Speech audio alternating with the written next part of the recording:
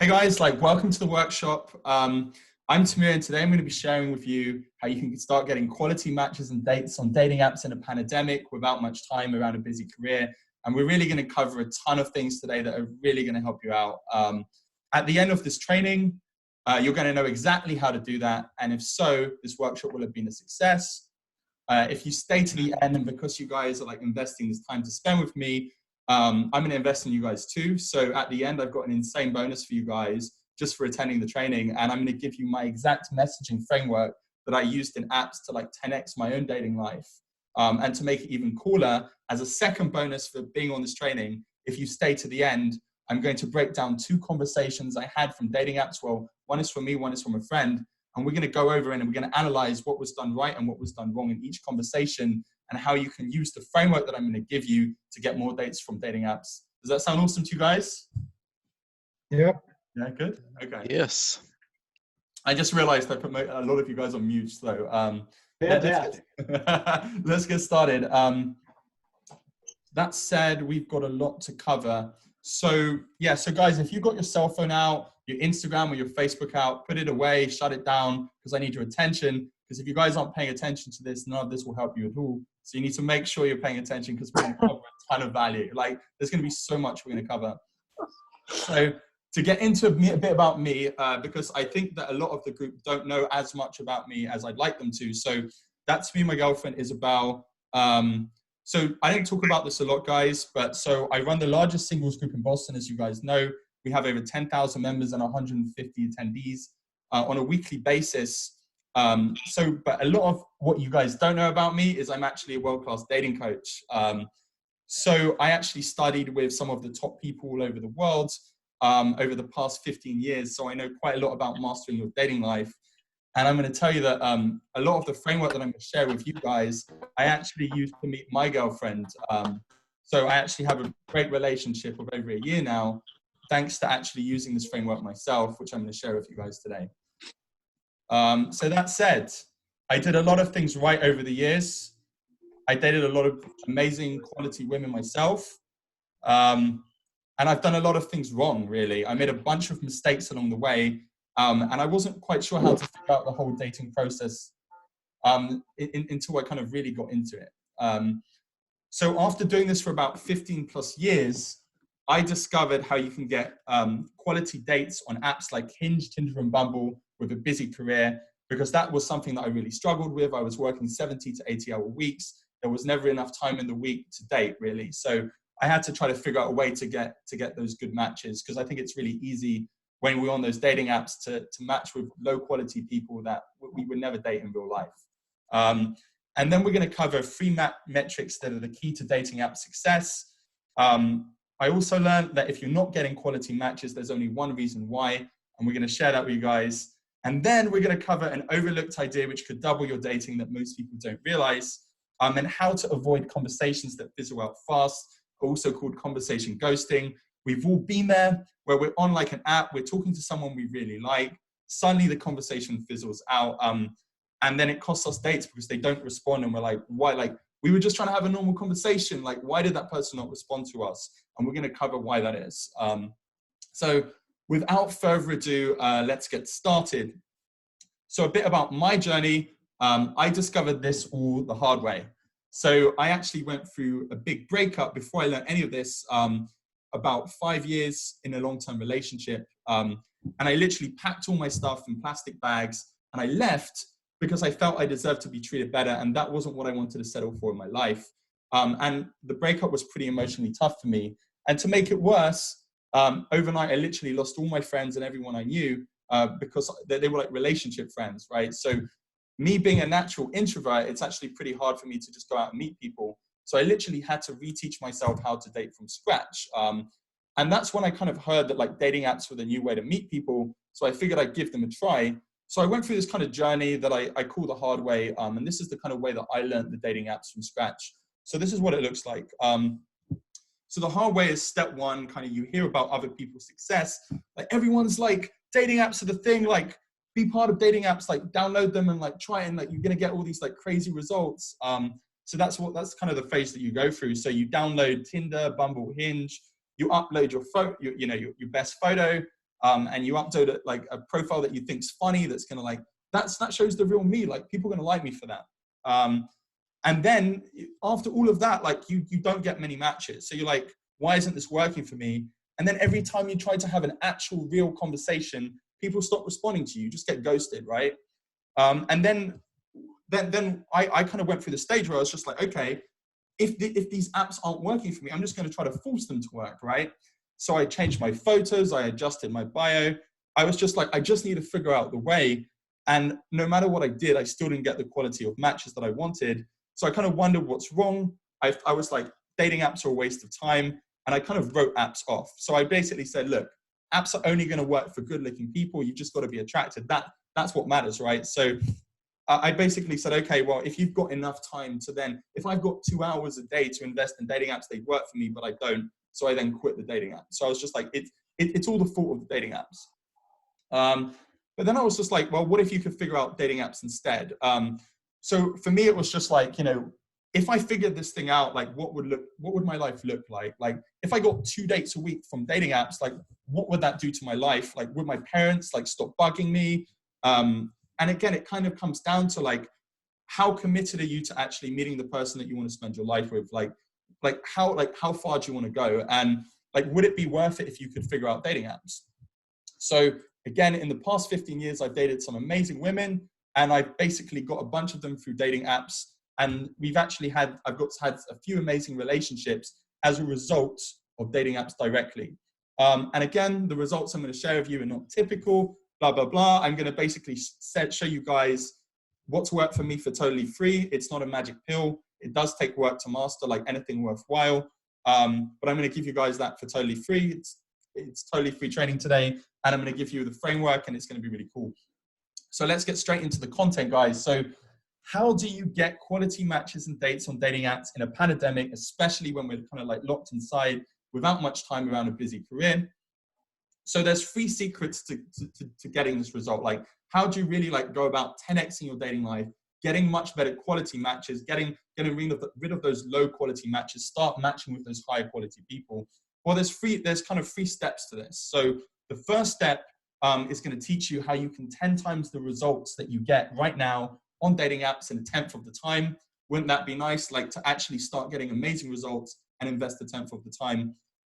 So we're going to kind of talk about time versus efficiency.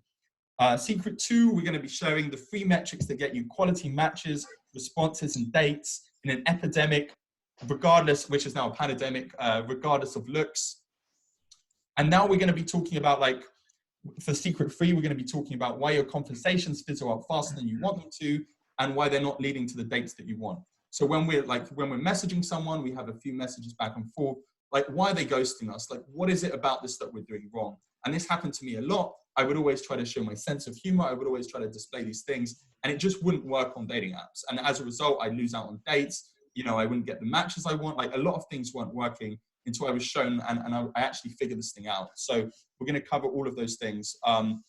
So let's get started. So secret 1, how you can 10x your results on dating apps in a 10th of the time. So if you're held back trying to meet someone with similar interests, but you can't seem to meet a quality person due to a busy career or lack of time, you're really not alone. Constantly having to trade off your dating life for career is one of the biggest struggles for men and women all over the world. And finding time to have dating with a busy career was one of the hardest things I personally went through. But through that struggle, I discovered a framework which kind of gave me back the time to date. And that's what we're going to be sharing with you guys today. So to give you a little background of how that happened, I was working about 78 to 80 hour weeks with people that I didn't like too much. And when I got to home, you know, I was pretty exhausted and just kind of wanted to switch on Netflix and black out. And kind of by the time the weekend came, I just wanted to, you know, do the thing where you lock yourself in a bedroom, put a do not disturb sign on the door, and like sleep for 4 days. Never mind like having the time to actually go and date.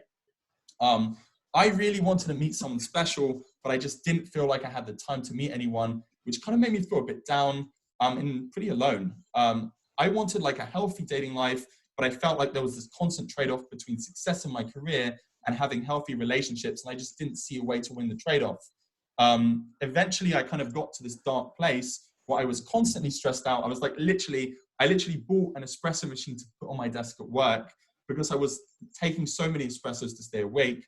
I had alienated myself from all my friends. My body just crashed, and I literally just had to take a week off from work to recover.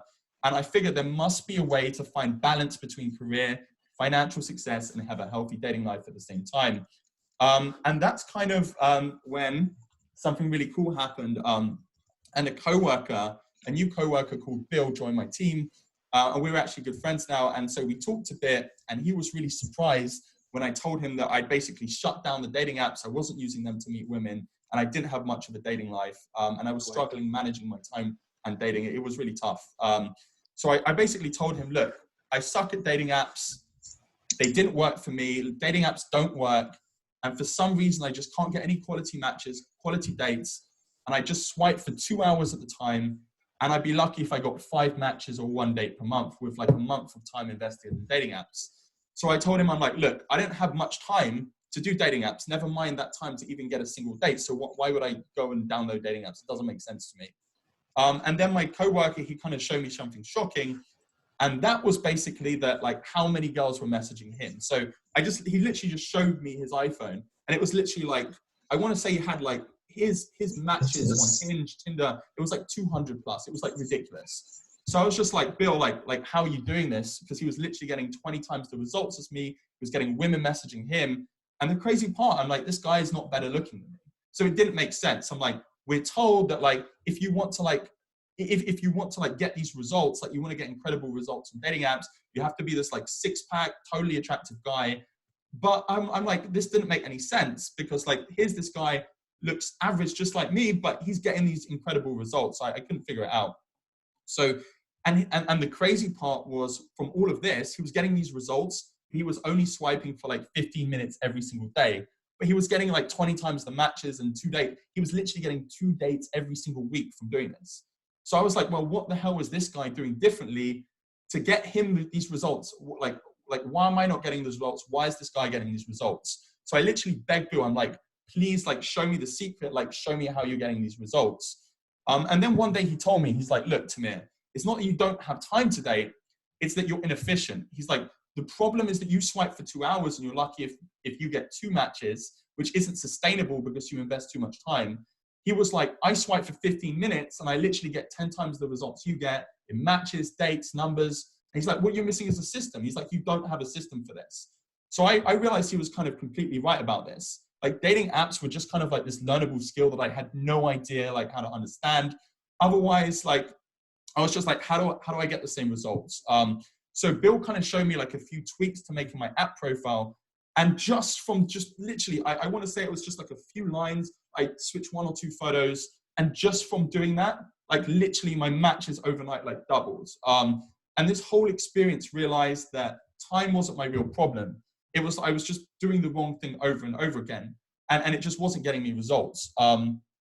So that said, here's like a quick framework that you can use if you struggle with this. If you kind of go through this thing where you're like, how do I find time to date around my schedule? Here's like a quick way that you guys can, a framework that you guys can use to help you out.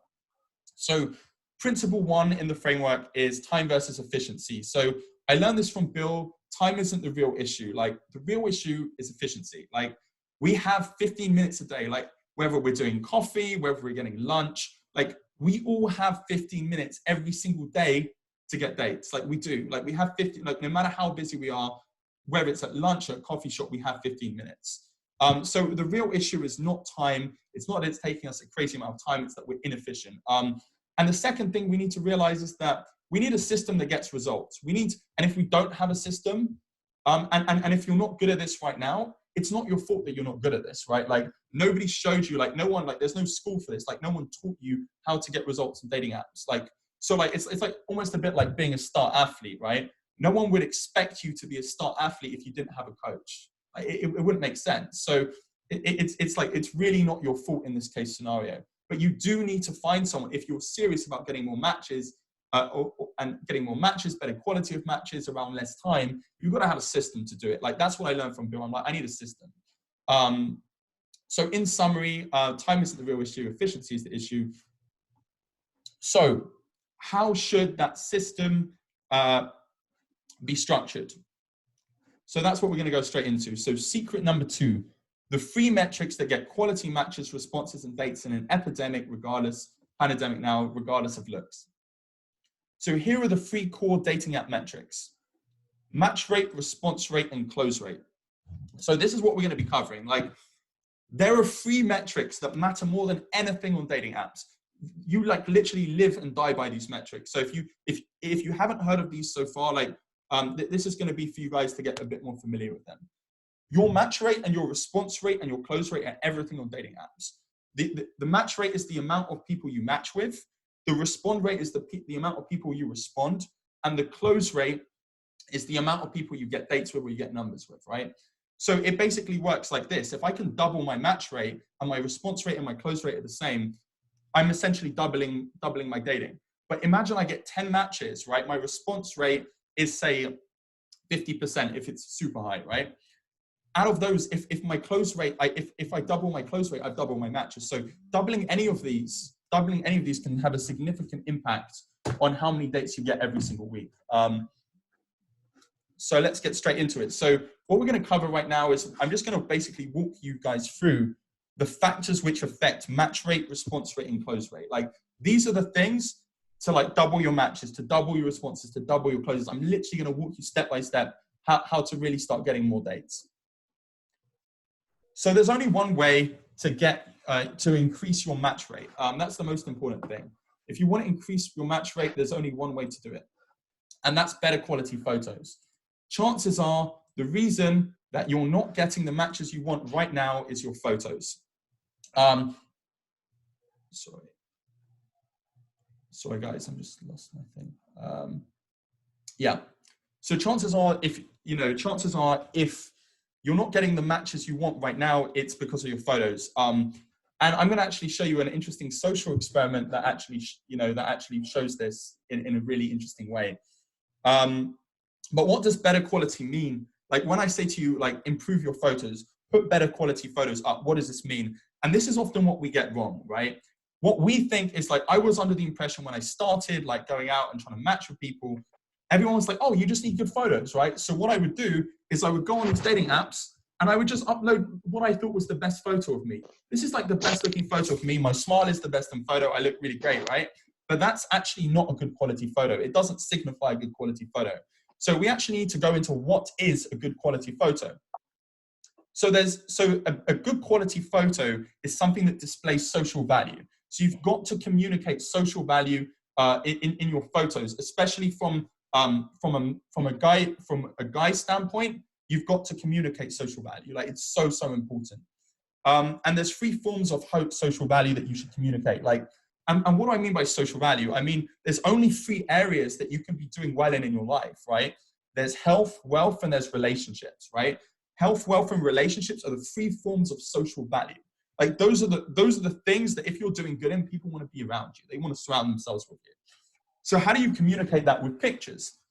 Well, if it's health, for example, you can have, if you want more matches, you need to show photos of, recently, like if you've got a good body, you can show, like, body photos, by the way, are a no. If you've got a 6-pack, if you look good, if you work out, just showing a photo of your body is not going to get you more matches. What you've got to do is, like, show a photo of you on a beach or in an action shot, right? Like, action shots do really well in the health respect for photos.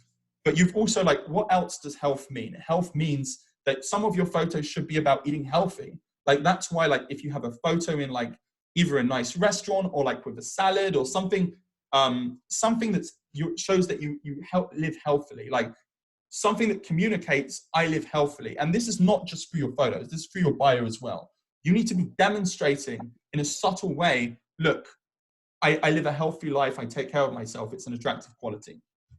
The second area you need to be shown to be doing well in is the wealth area. And that's not literally to say post a boasting photo of your car. Oh, I have this, fancy sports car, I'm going to post a photo. That's not very attractive. Like, you don't want to do that.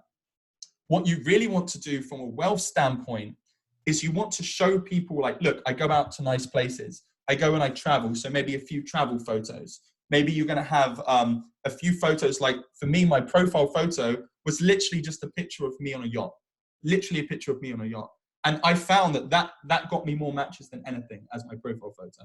So it's like how you want to communicate. You don't need to be the richest guy to match with the most people. But what you do need to show is that you're not just somebody that lives in your parents' house. You want to show that you're serious about improving this area of your life, because this is an attractive quality.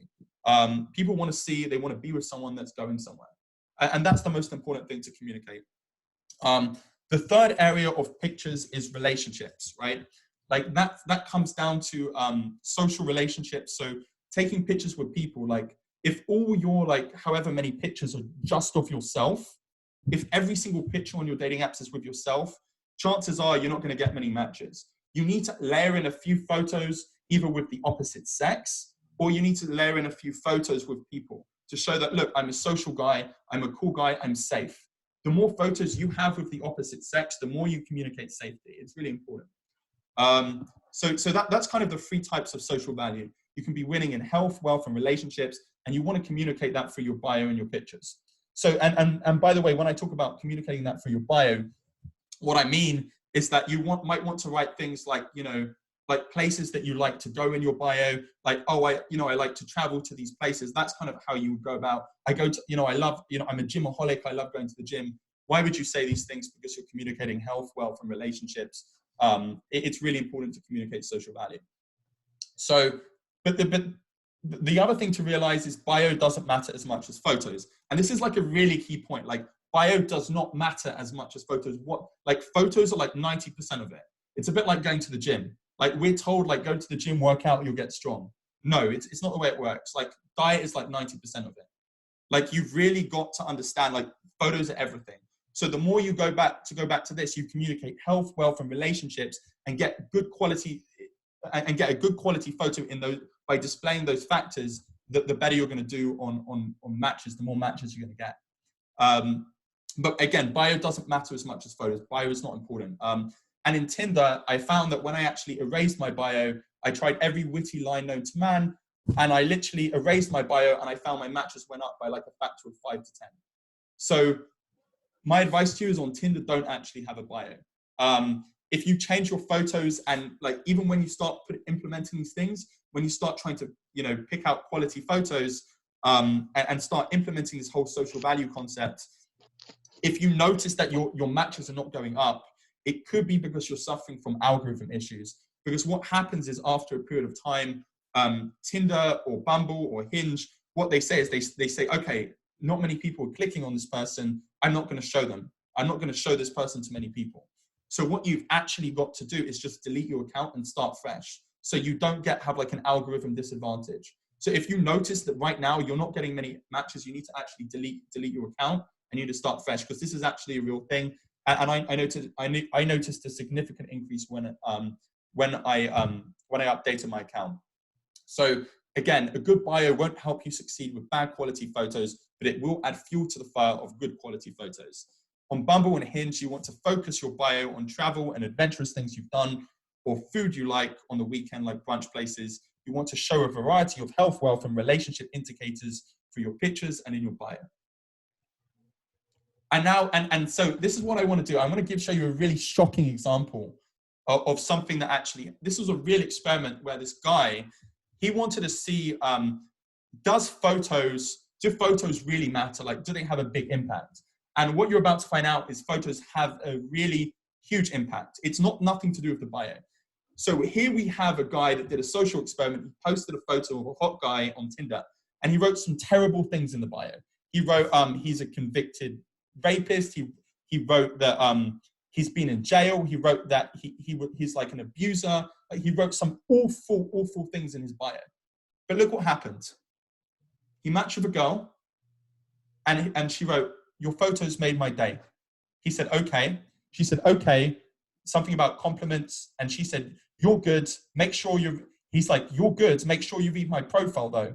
And she's like, "Yes, I read it, and yes, I'm okay with it, so long as you're a different person. We all make mistakes." After him telling her that he's a convicted felon, he's a child rapist, he's a molester. I mean, look at the stuff that he wrote on his profile. And she didn't care. She's like, "Sounds like you've learned your lesson. Right now I'm cooking dinner." It's shocking. But the reason I want to show you such an extreme example, this was a social experiment that the guy did, and he was shocked by the results. The reason why I want to show you and I want to shock you guys is because I just want to emphasize to you guys how much profiles matter. If this guy with this profile has a quality girl or what she looks like a quality girl interested in him, right? From that, like it just shows you guys the importance of getting your photos right. Bio really means nothing. The bio, you can write whatever you want in the bio. Just make sure your photos are correct. Make sure you're displaying social value. And yes, that was an extreme example, but I wanted to show you guys just how much the bio doesn't matter. It's all about photos. Everything on dating apps is photos. So photos online and everything, that's exactly what determine your match rate, not the bio. How to raise your response rate. So let's get into something more fun. So everything with response rate, that's the second part of the kind of metrics that matter in online dating. So how do you raise your response rate? So the first thing is have a relevant or fun opener. And we mentioned there is one thing that will get you a ton of responses. Like I said in the beginning, I'm going to share with you one thing that's going to get you more responses than anything, and that's relevancy. What you want to do is you want to be super, super relevant. So when you see something, you want to read through that person's profile and comment on something on the profile. Like that's one of the best ways to get a response from someone. And the other thing is to get to open with something fun or something relevant. Like you don't want to just open like, hey, how was your day? Like it's boring. Like no one's going to respond to that. What you want to ask is you want to ask a question like, hey, did you get snowed in if it's snowing outside? You know, hey, darling, how's the adventure indoors? You want to comment on the current situation that's going on. You want to make the opener relevant. That's your best chance. Like if you're going to say, hey, how was your day today? You won't get a lot of responses. But if you ask, hey, how's your Monday going? You'll see your responses shoot up. You have to make your opener fun and you have to make it relevant. It doesn't need to be too fun. You're not trying to be a comedian. You're just trying to open and you're just trying to break the ice. Okay, so how do you raise your close rate? So you don't want to make pointless small talk. That leads to ghosting. So often we think that the message strategy is to open. We kind of make some small talk. If you do that, and if you actually try to have a conversation on the dating app, you're going to get ghosted. It's not going to work. You can't take too long to ask for the dates. You can just you can talk to them for a bit and just use a simple excuse like, not on here much. What's your number? Like, let's continue. Your goal is to move them off the app as soon as possible.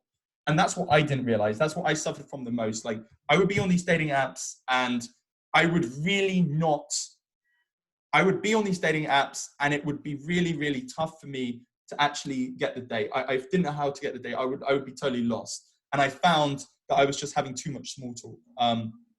So in summary for Secret 2, if you want to raise your match rate, your response rate, and your close rate, you're going to need to have pictures and a bio which displays social value in terms of health, wealth, and relationships to get more matches. You're going to need to be relevant and fun in your opener to raise your response rate. And number 3, you're going to need to go for the date 4 or 5 messages in, like no later than that. If you're having a back and forth for hours, eventually someone's going to get tired of the small talk and your conversation's going to fall flat. Which leads into why your conversations fizzle out fast and don't lead to dates. So a conversation's a bit like a tree. It's either growing or it's dying. And I think this is a great analogy for a conversation. Like either your conversation is leading somewhere or it's dying. Like there's no in between. So my question to you guys, and this is the time to like turn the mute buttons off because I want you guys' honest response. What's the goal of a conversation on a dating app? Is it A, to build a deep connection, B, to talk about random topics, or C, to get the other person to like you? What do you guys think? D, to get a date. Get a date? Yeah. What about you? Anyone else? Any other suggestions? I would say A, to build a connection. I don't know about a deep connection, but some form of connection. Yeah. Any other comments, guys? C, I mean, C, of the see if the three out of person the like you. C seems to make the most sense. Okay. Thanks, guys. So what's the goal of the conversation? Is it A, to build a deep connection? Is it B, to talk about random topics? Or C, to get the other person to like you? It was actually a trick question. trying to have a conversation on dating apps is a big mistake and leads to ghosting and gets less dates. You don't want to have a conversation on dating apps. Never do that. Like, that's the best way to get ghosted. So it was me being a bit sneaky and tricky, you guys. So what should your goal on dating apps be? Number one is avoid all unnecessary small talk. Number two, you need to get the date by escalating as soon as possible. And number three, you need to leave the dating app as soon as possible. And why is this? It's because most people's goal on dating apps, so somebody said, I don't know who it was, but they said that from scratch. So what's the goal on the dating apps? Their goal on dating apps is not to talk to you. The goal on dating apps is not to have a conversation.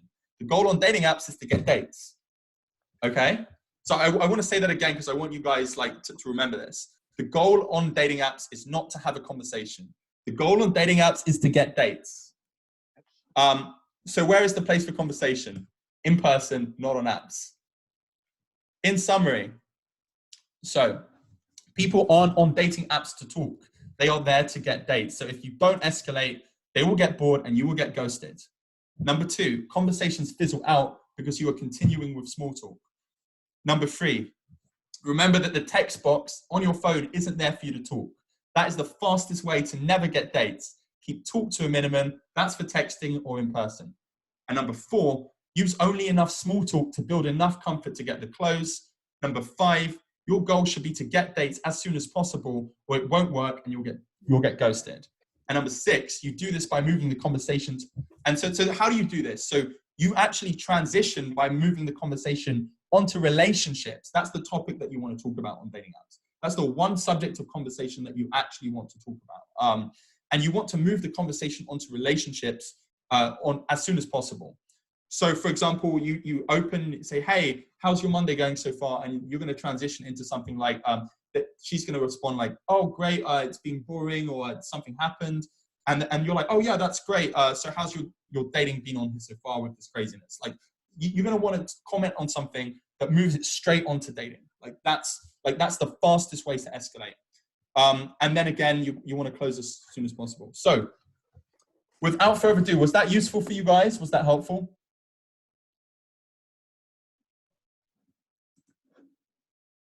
Okay, I take it was helpful. Yes. Cool. So what we're going to do is we're going to be covering right now, we're going to be covering, so I'm going to give you guys, I promise you guys the framework. So here's the 4-step framework to get quality dates from dating apps. I'm going to give you guys right now. So this kind of leads into if your goal is not to have a conversation, what should your goal be? If your goal is not, if the point of the app is not to have a conversation, how should you get the date? So we're going to go through a live example of what actually my friend actually he did something right, but there was a way that he could have improved. So the live conversation of here's a live example of most conversations on dating apps. So step one. So I'll read this out to you. So he said, have you guys ever been out with a Turkish guy before, or is this your first time? It was a funny opener. So she said, your confidence is charming. My recent roommates were Turkish guys and we went out for Thai food last year. What's this pandemic been like for you? So she said something relevant. So he responded and said, hey, I see that's cool. Pandemic is just a disaster, just stuck at home on quarantine, work and study at home. What about you? So she said, what are you talking about? This is a once in a lifetime adventure. It's all study at home for me. What is your work like from home? So he responded with, right now we need to enjoy this extraordinary adventure. It's terrible to work from home, just distractive. What is your work from home? So did you see he didn't transition? And what happened? She responded again with more small talk. And then he responded and she stopped responding. How many times does this happen to you? This happened to me so much. Because this is just a really good example of you don't want to small talk. Small talk and conversation on dating apps leads to you not getting the date. So the question is, what should you do? So what should your messaging strategy look like? So I'm going to give you the framework, guys. So you're going to start with a funny opener. You're going to say, hey, how's your Monday so far? It's going to be relevant, right? That's the first step in the framework. You want to make your opener relevant. You want to make it fun. You want to make it lighthearted. Number two, you're going to transition to relationships. You're going to basically say, she's going to say, oh, how's your Monday so far? She or he is going to say, you're going to say, how's your Monday so far? So she or he is going to respond saying, same, my Monday's been great. It's been a lot of fun. You know what, I was so bored, I was stuck at home. And the response that you're going to say, you're going to literally mirror the sentence. You're going to say, same, me too, I was also stuck inside. So how have the guys been on so far? You're going to transition the conversation onto relationships as soon as possible. And then you're going to agree and you're going to qualify her why she's on here. So what you want to do is very short on, like, you've got to decide why are you on the app? Are you there because you want something casual? Are you there because you want a relationship? Like, make sure that it's a match before you go into it, because there's no point meeting with somebody unless you're on the same page in life. So what you really want to do is very quickly figure out if they're a match for you, they're at the same stage of life as you, there's somebody that you're going to match with in a really effective way. So then the conversation is going to be like, how have the guys been on so far? They're like, they might respond with something like, oh, it's not bad. Like, I haven't experienced, I haven't met anyone good yet, or they've been a nightmare, whatever it is. So you're going to say, yeah, me too. Like, it hasn't been great. And then you're going to say, like, what brings you on here? What are you looking for? That's how you're going to lead it. So then you're just going to suggest the meet and number close. Literally 4 steps. That's literally what you're going to do. No conversation, no small talk, no messing around. Like, your goal is to get them off the app as soon as possible. And here's why. Because a text inbox is way less crowded than a app chat. If I went and I asked any of my friends that are women, and I said to them, hey, can I have your phone for a sec? Do you mind going to your dating apps? So they'd pull open a dating app and they'd have hundreds of matches. They'd have a ton of matches, because women get a lot more matches than guys in general. So what you want to do is you want to get into her text inbox and out of her dating app inbox as soon as possible. So what you actually want to do is, the way to actually do that is to get the number so you can get off the dating app. And then if you want to have a conversation, you want to talk about what you guys have in common, then it's totally fine. But your goal is the whole goal of dating apps is to leave the dating app. You want to minimize small talk. You want to close as fast as possible and leave. And so I'm going to show you a conversation I had with a girl to show you how simple it should be. So this is the example done right. This is how dating apps should be. So she said, hey, you on Bumble. So I said to her, hey, gorgeous, how's your Monday going so far? So she said, it's good, yours. So I said to her, great, thanks, babe. Tell me, how have the guys been so far? I transitioned into relationships. So she said, a nightmare. What about the girls? Any luck? So I said, same, some good, some bad, agree and qualify. I take it you're looking for something very serious. So she said, yes, I'm looking for something serious. Are you? And at the time I wasn't. So I said, maybe in the end, I'm looking for something casual right now to start. So she said, okay.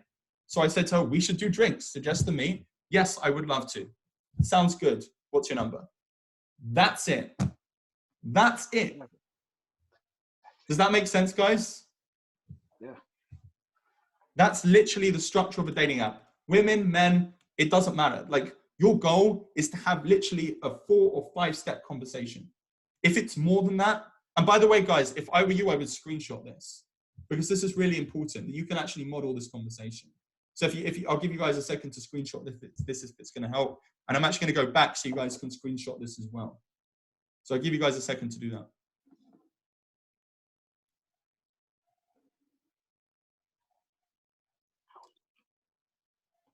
So I hope that helps you guys. So the whole goal of this whole dating app thing, you want to minimize the time that you spend on it.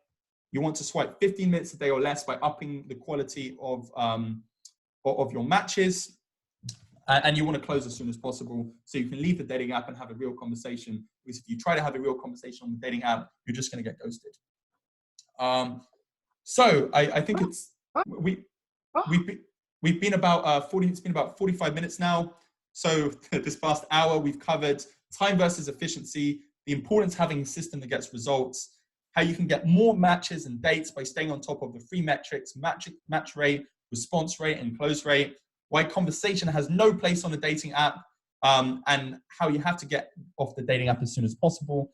And we went through a live example of how it works, like what you should do wrong, what most people do wrong, and what you should be doing right. So you actually minimize the small talk and minimize the conversations.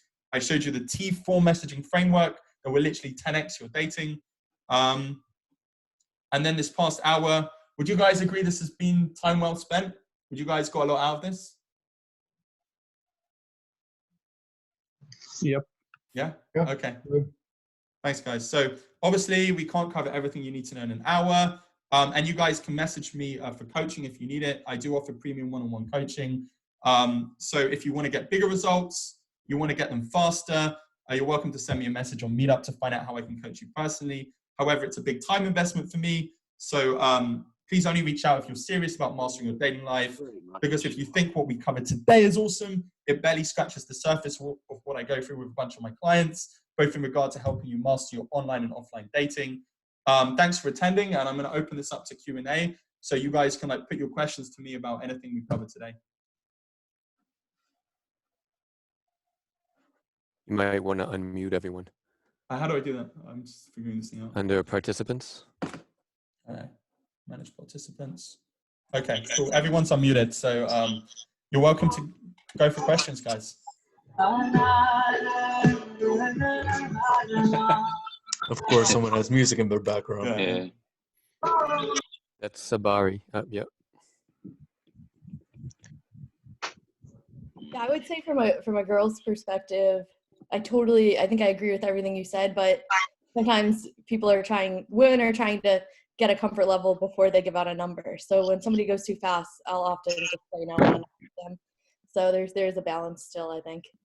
If the guy asks too quickly, will you give him a chance to recover and, chat a little bit more and then ask again? Yeah, if they're not pressuring. Yeah, same. Like, I don't want to give out my phone number to just anybody. If Mhm. it doesn't work out, then there's a bunch of my number. Yeah, and I think this kind of comes back to you don't have to give your number. It could be Instagram, it could be whatever it is. Like, it doesn't have to be. I know Snapchat's super popular. I think to answer that question as well, to go back into that, it does sometimes happen. It's not always going to be 4 messages and you get the date or you get the number. But what I'm saying is it's more of like a framework to use. So it's a framework to follow, that even if you notice that person does need a little bit more comfort, or even if you're not comfortable putting out your number in 4 messages, which is obviously quite soon, my advice is for all the guys on here as well, is what you want to do is you want to use this as a framework to follow. So if you notice that somebody actually wants to talk a bit more and they're actually genuinely interested in you and they want to have a conversation, talk with them a bit, but don't escalate. What you've got to do is you've got to move the conversation and transition onto relationships. It's not that you can't small talk, or not that you can't build a bit of comfort first. That's totally fine. But you've got to take the conversation somewhere. Because if you don't take the conversation somewhere, it's just not going to work out. And that's guys, girls, whatever it is. Like, we've all had a bunch of really good conversations, and then it's like, okay, no date. Like, it's happened to both of us. So if you want to avoid ghosting, like, you really need a framework. So that's just to give you a rough framework.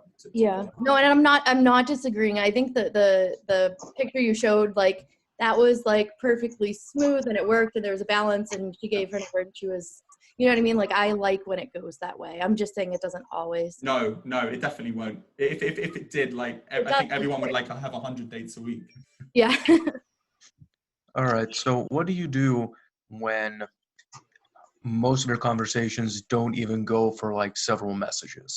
So you send something, you might get a response in, let's say, a day. And it's a relevant response. Like, it's not a 1 or 2 word answer to actually give you something. So there is some amount of engagement, but then you respond back with, you can advance the conversation, and then maybe another full day, you get some kind of response, and done. It just so there is engagement. There is some amount of, it's a 1 word answer. It's like actual thoughts, and there is some compatibility between you two, at least on some level, and then it just dies. So to answer that, I actually want to show you. I actually want to go back to this example. So we're talking like 2 messages. Yeah. So to show you this example, guys. Again, as you can see with my friend, he had a perfect conversation, right? Like, the conversation was going by any means. It looked like they were having a conversation. But what you've got to, like, the key to understand is that your transitioner, you've got to move the conversation onto relationships. It has to happen. anytime you don't move the conversation onto relationships as a subject, you won't get the date. It's that simple. Because what's going to happen is it's just going to be small talk.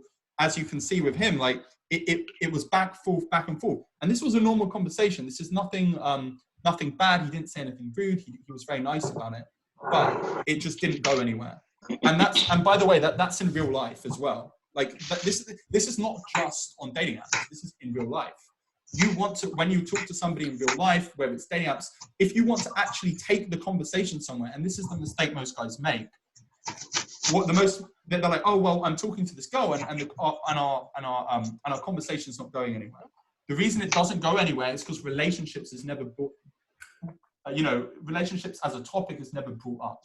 One of the best ways to actually close and actually take it, either to a kiss, to a close, to a date, whatever, to take it to the next level, you've got to move the conversation onto relationships. It's that simple. It's literally, I don't want to say it's the only way, but I want to say it's like the primary way.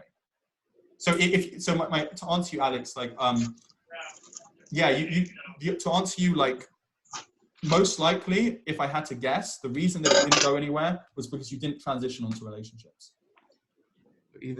So in this case, I would be transitioning on the second message. You don't have to. You don't have to transition. Fast.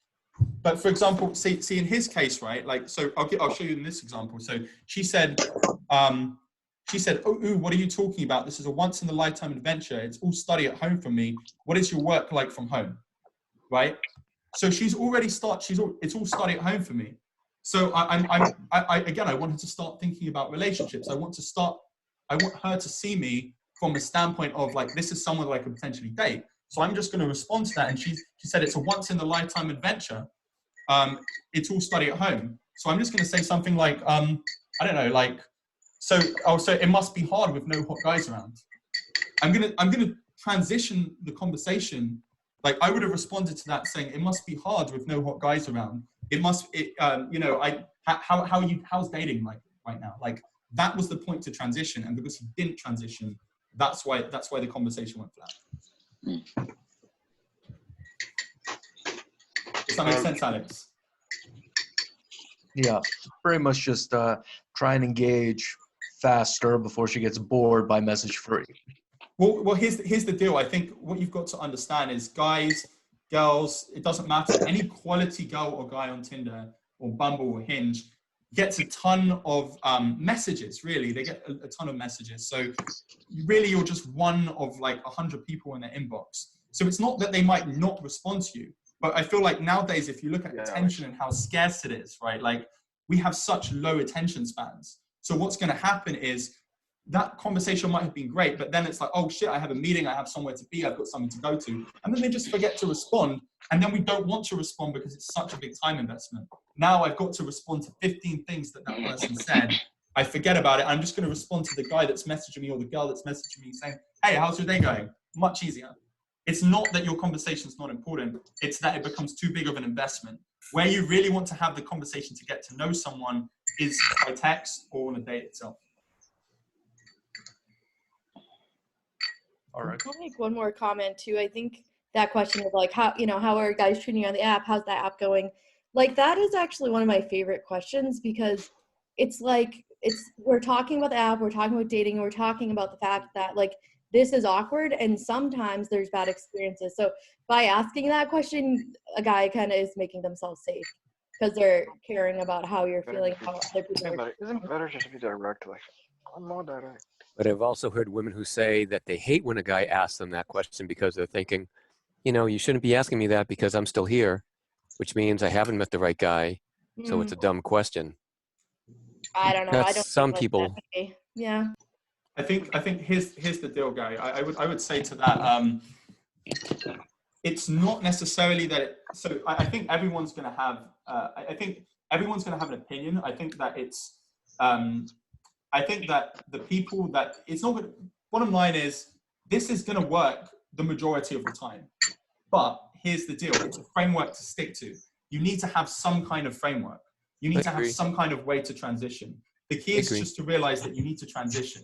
You don't need to follow this exactly, but you need to respond to what she says and take what she says, what he says, and transition it into relationships. It's got to be done, because otherwise it's just not going to, it doesn't have to be like, oh, so, so what are you looking for in here? It doesn't have to be, so how are the guys or how are the girls on here? It doesn't have to be that. But you need something to transition to the conversation onto relationships. You can make up your own thing. It doesn't matter. But you've got to have something that works. I agree. And you're not going to make everyone happy. I promise you that. So true. So true. Could you please go back to the slide that has the summary? Yeah, this one. I just didn't get a picture of that. Thanks. Tamir, I have a question. I live on Martha's Vineyard, and so the selection is a little bit limited here. And reaching out to Boston area, it's it's quite challenging. So any suggestions, like how to approach the distance, the location kind of issue? Yeah, sure. And I think you're always going to have an issue with distance. I think it's unavoidable, right? Like, I think here's what I would suggest to you. So I think there's like something called right now, like virtual dating. I think that's more of a thing. So if like, my advice to you is just say, let's hang out, or let's meet up, or like, well, we should hang out sometime. Like that's like a great way to sort of like, I'll go back to this because I want to show you what I mean. So just something to say, we should do drinks or we should hang out. You wouldn't say we should do drinks under the circumstance. You should say, we should hang out sometime, or we should do something sometime. You just want to suggest something, and then once you're texting, you can arrange the specifics and be like, look, clearly we can't get out of our house, so why don't we get on a Zoom call? Like, why don't we, like, what if we did have you ever been on a Zoom date? I haven't been on a Zoom date. Let's do it. Like, virtual dating right now, like, people understand it. People get it. It's a thing. Like, if you're long distance, like, this is the best time to be long distance, because people will get on a call with you. And what also you'll find is that it's just really cool just to actually talk to people, arrange a call, or arrange a meet on the phone first, and they actually feel a lot more safe at meeting up with you in general, and you get a lot less flakiness from that too. So if that helps. Yep. All right. Thanks.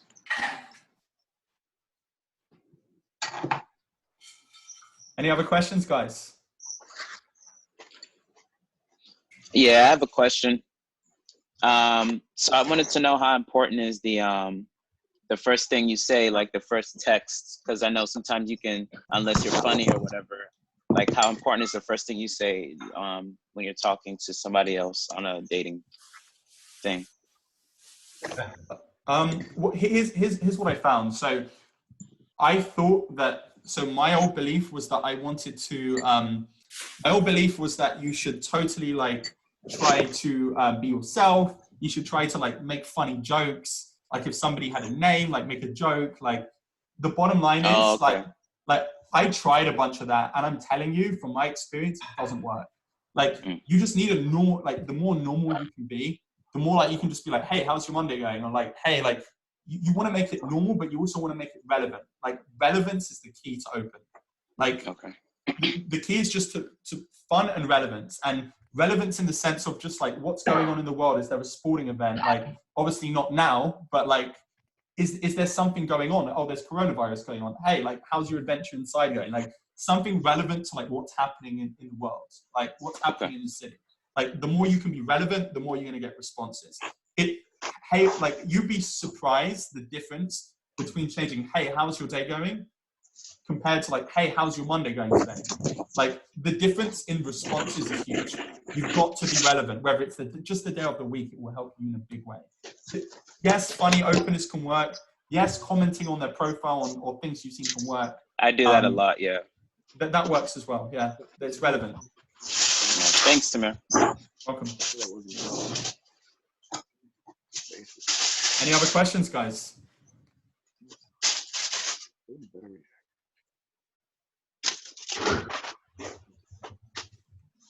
Cool. Any other questions? Or are we set? Is everyone fully gets it?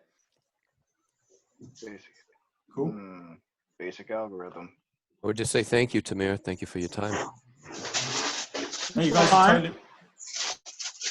I have a question. Of course. Stephanie, how can I help? Yeah, so how do you like have a conversation to see like what the other person is like looking for?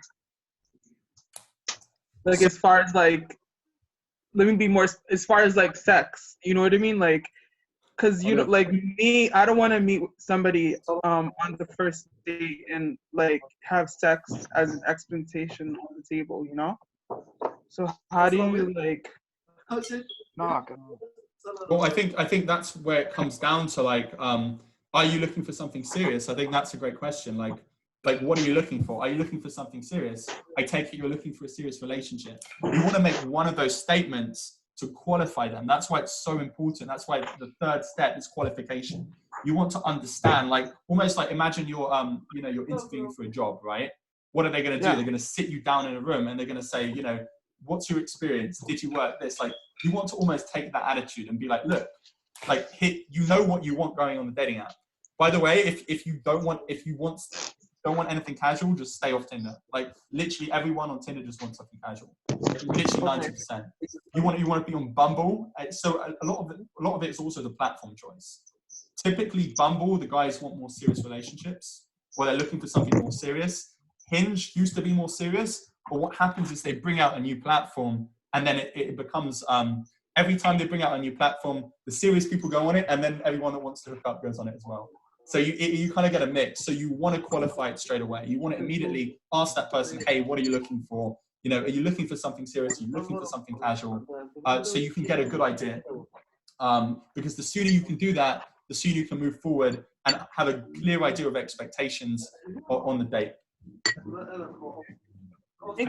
And the other thing, Stephanie, is that the specifics of the date that you want to arrange, you want to arrange specifics.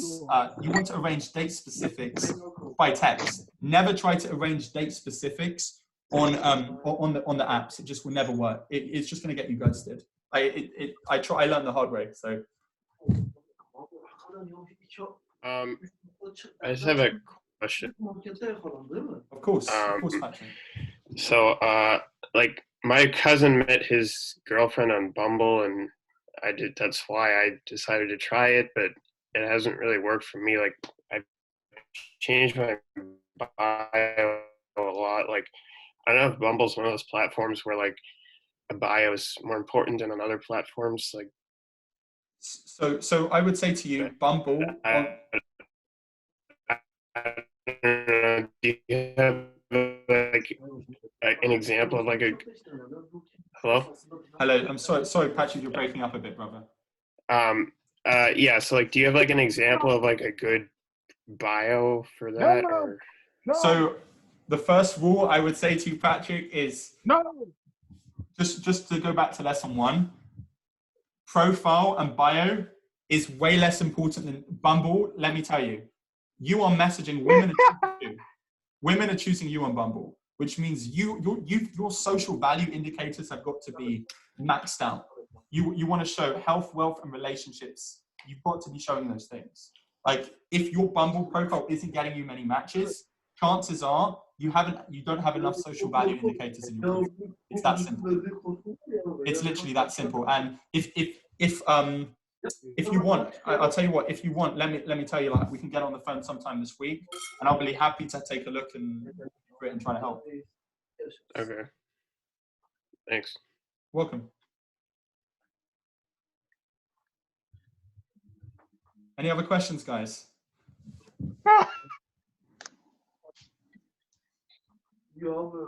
Hey, Timur. Hey. Yeah, thank you for hosting this section, and I learned a lot. I mean, regarding the start of the conversation, I see you have a positive Monday so far. That's a great question. Anything else you would recommend? Yeah, just here's the deal. Like, I don't think I think compliments don't hurt. Like, I never believed in compliments. Like, I've never been a fan of just complimenting someone, especially on looks, because if you do that in a bar, typically you're going to be seen as shallow. You're going to be shallow, and it's quite condescending. You're basically going up to someone and saying, look, I find, like, I think it's pretty condescending in general. But on dating apps, compliments seem to work really well, because what they do is they give somebody a statement of interest. You're like, look, I'm sexually interested. Like that's it's a big part of it, right? Like, so by saying like, you're seeing my message, I said, hey, gorgeous, how's your Monday going? If you say, how's your Monday going? It's not going to be as interesting. You want to say, hey, I'm attracted to you. How's your Monday going? Like it's a statement of, I like you. Like you want to do that in a conversation, because if you don't, what's going to happen? You don't want to be fall into the friend zone. You want to show clearly, I am interested in you. You want to say something to show to the girl that you like her. You find her attractive. And then here's the other thing. Often you say, hey, gorgeous, how's your day going? She's going to say, hey, handsome, and then she's going to respond. And you've already got some interest from her. You've already got some investment in you. Like it's just a good way to start. Great, thank you. Any other questions, guys? Çay içiyorum abi ya. Çok yok abi, keşke olsaydı. O şey. Can you mute Mahmoud there? Yeah, I muted him. Any other questions about dating apps, guys? Yeah, Tamir, this is Rishi. Hey, Rishi.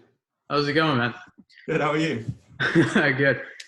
So I'm a big cook, and I love cooking. Would an action shot of actually live cooking be worthwhile putting in the profile, or do you think that's... Yes.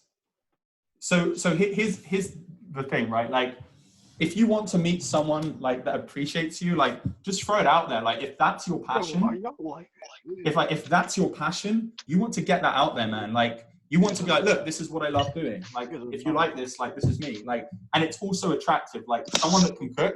Again, health, wealth, relationships. You fall into health. If you can cook, your health social value is through the roof. Like you want to show that. Like that's a good thing. And you also want to state it. Picture of me baking a pizza, though. Like that's not. No. Take the pizza off. No way. Just it has to be like a salad or something. It should be a steak. Yeah. That's not cooking, then. Or I don't know what a steak is. I don't know. Should be a steak. Give it a try. I don't know. Any other questions, guys? There's someone in the chat asking, how do you keep a conversation going after you have someone's number? Like, if a conversation is dying, how do you keep that going? Well, here's what I learned about conversation. I think the more you try to keep it alive, the more likely it's going to die. So chances are, like, we often meet people. I think so. Attraction is a lot about investment, and it's about dual-sided investment. If you notice that you're overly investing, like I have a rule which is basically like I try to not write as many lines of speech. So if they have a message, for example, that has 3 lines, I'm not going to write 5 lines. If they have a message that has 3 lines, I write 3 lines. If there's a message with 2 lines, I write 2 lines. If they have a 1 or 2 word response, I'm going to respond with 2 words back. Like you've got to match the investment, because when you disproportionately match the investment to try to convince someone to talk to you, just don't even waste time with that person. If the person won't invest with you now, wait till later. Wait till you're the one driving them around the city and they do nothing for you. Like you want somebody that's willing to match the level of investment you put in. So again, when it comes to conversation, when it comes to texting, what you really want to do is you want to make sure your investments match. You don't want to over-invest early on. It's a mistake. It's just a mistake. And it's one that I used to do a lot until I realized I had to literally tell myself, look, stop investing. If this person's writing 2-3 lines, I write 2-3 lines. And when I did that, I found my success went up. Well, that's so helpful, just because I feel like with a lot of guys, when I talk to them online, I feel like I kind of have to like play a game. Like it can't just be simple conversation. It's a lot more like them kind of being douchebags and playing a game. And I don't like that you have to put that energy into it. And it confuses me because it's like, what the fuck? Like, what the hell? You know, why do I have to put this energy in? It should be free. So I just like that you said that, because I've never like viewed it like that. So word, yeah, cool. Well, it's the same when guys go to a club, right? Guys go to a club, and if they go up and say, hey, how's your day going to a girl? Often she'll just shut them down. And the key is, like, even in a bar, like if you go up to someone, you've got to engage them, because they've had a bunch of people with boring openers that have just kind of come up to them and talked at them all night. So you've got to stand out. So I think that's why guys do it. The guys are like, oh, if I can be, if I can, neg her a bit, if I can kind of be a bit more controversial, she'll respond. But it doesn't actually work. It works in real life. It doesn't work on dating apps. So that's what the guys don't realize. And as a result, it's just a strategy that doesn't work on dating apps. So you've actually got to be nice on dating apps. Like so I've learned that's the secret, to be nice, and I hate that I can't be me. Like I feel like I have to like be someone else in order to like talk to these other guys. Yeah, yeah. Well, it's a game. It's a game. Yeah, and I hate it. Game, yeah. It's bullshit. you don't need to. If you can get good at it, like the key is it's a game until you get the person off. Like the secret is once you get the person off, everything returns to normal. Like everyone, when you meet them, puts on a face. They put on like, oh, I'm this person because they think, oh, I'm on a dating app. I can be anyone, right? Like, I feel like you go on a dating app and like, you've got to not break down, you've got to overcome somebody's wall. And once you can actually get to know the real them, then this person that was really rude at first can like be the sweetest person in the world. You've got to overcome that. You've got to get over that hurdle. And how you do that is you have a framework to get their number, get them off the app, get them in person, then you can get to know the real them. Got it. Cool. Thanks. Welcome. Any other questions, guys? Any questions about dating apps? Fake news media. Is paying for a dating app like eHarmony or Match, do they provide better results than your like Bumble and other ones?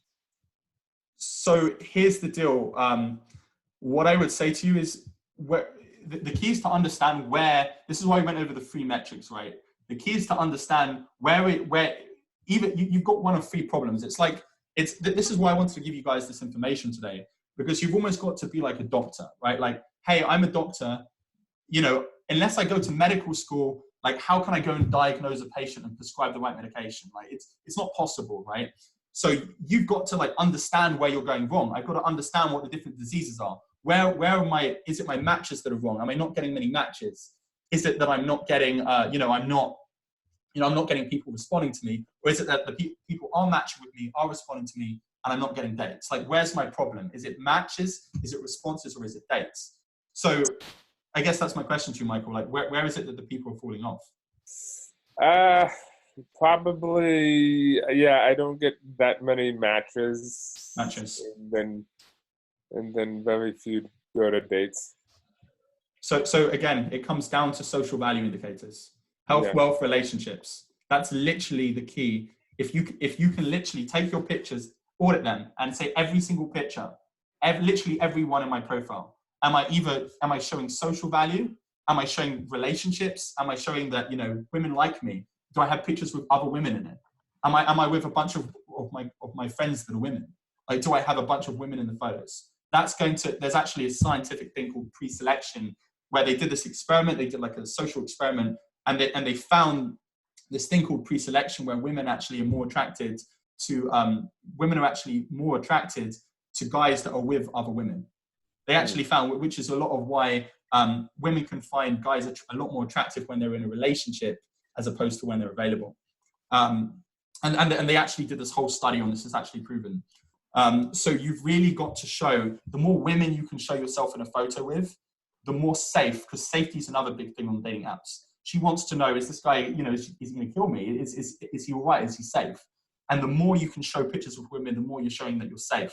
The more you can show that, you have either a good education, that you travel a lot. These are signs of safety. This guy has something to lose. He has a future. He's not going to do anything. He's a safe guy because he has something to lose, right? You want to show, look, I have all these great things going me. Why would I risk it? Like, I'm just a normal guy that wants to just find a date and meet someone cool that I have similar interests with. Like, and the more, again, social value, you want to show, social relationships. You want to show, you want to show social and relationship indicators. You want to show wealth indicators. So you want to show that, you're not living on $10 an hour. You want to show that you're actually doing something with your life.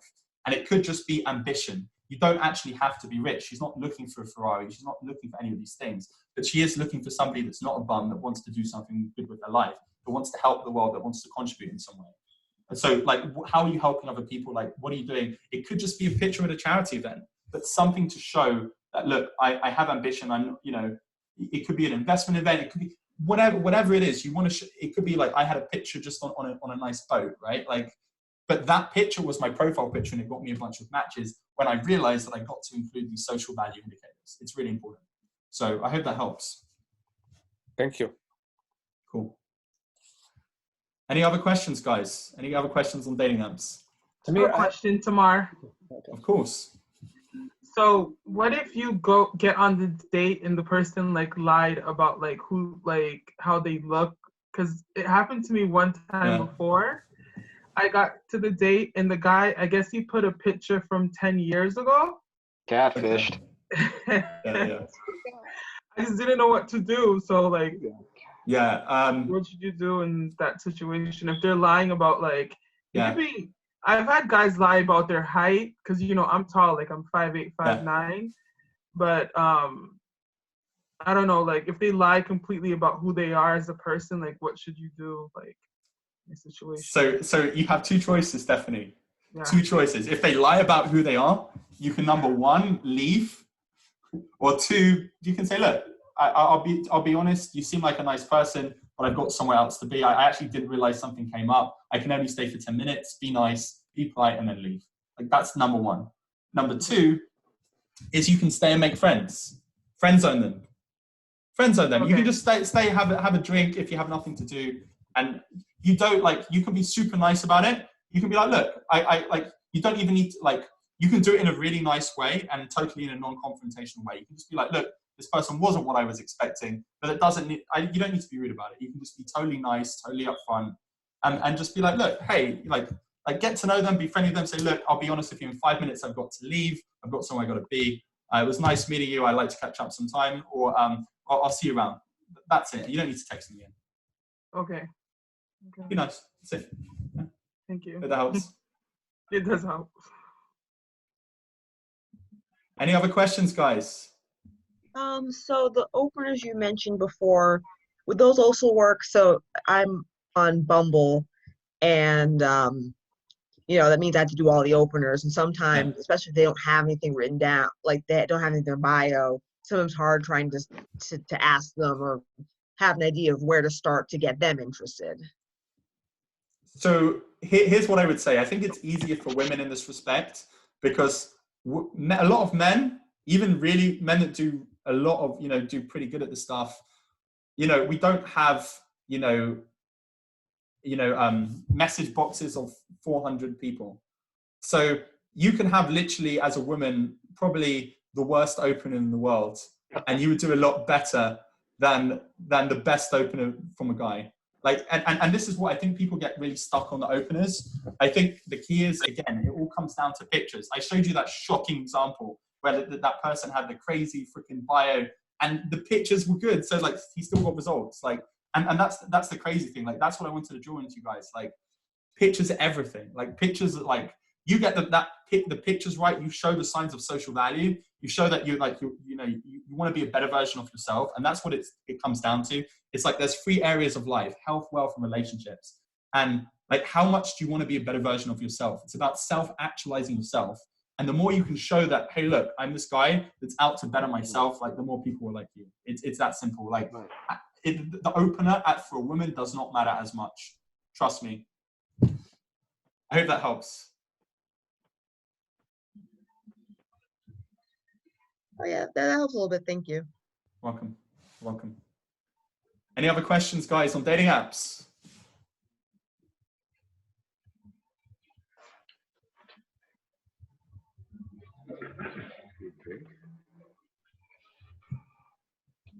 Any other questions?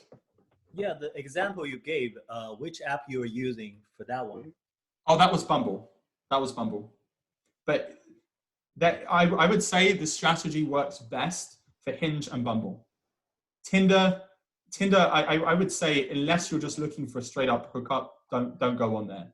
And even like there's times like, I mean, what I would say to you is, when I first started using Tinder, I just wanted something casual. I wasn't looking for something long term. But the people that wanted to hook up on Tinder are straight up crazy. Like I had one time where I met this girl. We ended up going on a date. I didn't feel like hooking up with her, so I chose not to hook up with her. She was a nice girl, pretty, smart, intelligent, like seemed like a nice girl. But it was too soon for me to want to go to the next level with her. A few days later, I get a call from her ex-boyfriend. Her ex-boyfriend calls me up in the middle of my workday and says, "Why are you talking to my girlfriend? This is our family," and shows a picture of like her kids, or like it was like ridiculous. Oh my god. So like, right, I like this like actually happened.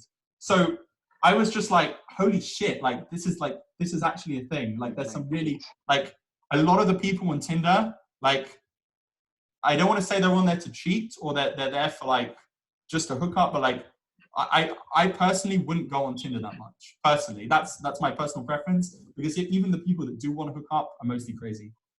That's what I found. And this was just, by the way, this was just one situation of a few situations. So I actually stopped going on Tinder and I actually went exclusively on Bumble and Hinge. And believe me, you can match with a ton of people there and they're much better quality than anything you'll find on Tinder. So I hope that helps. Do you have an opinion about Match.com or OkCupid these days?